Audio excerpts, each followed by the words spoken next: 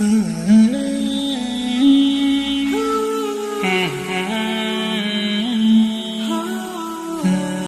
خبر سعودی عرب سے ہے۔ سعودی عرب کے اندر خواتین کے حوالے سے ایک نیا قانون متعارف کروایا گیا ہے، بلکہ اس سے پہلے جو قانون تھا خواتین کے حوالے سے، جو خاندانی دستاویزات کے نام سے ایک قانون مشہور ہے سعودی عرب کے اندر، اس میں ترمیم کی گئی۔ اس سے پہلے سعودی خواتین بغیر اجازت کے، یعنی اپنے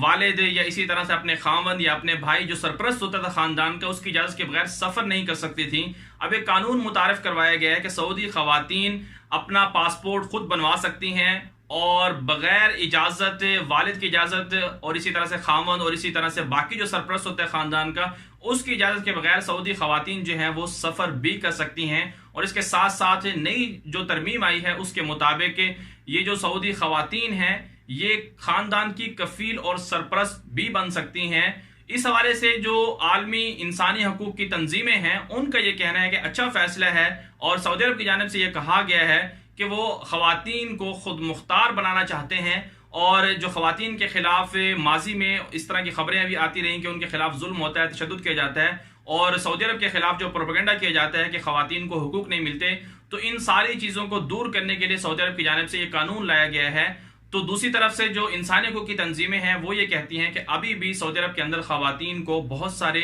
ایسے مسائل کا سامنا ہے کہ جن کے بارے میں جو قانون ہے، جو وہاں کی جو روایات ہیں، وہ خواتین کو ان چیزوں کے بارے میں روکتی۔ جیسے کہ انسانی حقوق کی تنظیموں کا کہنا ہے کہ آج بھی سعودی عرب کے اندر خواتین اپنی مرضی سے کہیں شادی نہیں کر سکتی، اور اسی طرح سے اگر وہ کسی اجنبی یعنی غیر ملکی سے شادی کر لیتی ہیں سعودی خواتین، تو ان کے خاوندوں کو اور ان کے بچوں کو سعودی عرب کی شہریت یعنی نیشنلٹی نہیں ملتی ہے۔ تو بہرحال یہ جو سعودی عرب کی جانب سے یہ فیصلہ کیا گیا ہے خواتین کو بااختیار بنانے کا، وہاں پر جو جابز ہیں وہ بھی خواتین کے حوالے کی جا رہی ہیں، اور بہت سارے ایسی کمپنیاں ہیں، ایسے ادارے ہیں جن میں خواتین زیادہ تر نظر آتی ہیں۔ بہرحال یہ سعودی حکومت کا اپنا فیصلہ ہے، اور اس حوالے سے جو انسانی حقوق کی تنظیمیں ہیں ان کے جو اعتراضات ہیں انہیں اب اپنے اعتراضات کو واپس لے لینا چاہیے۔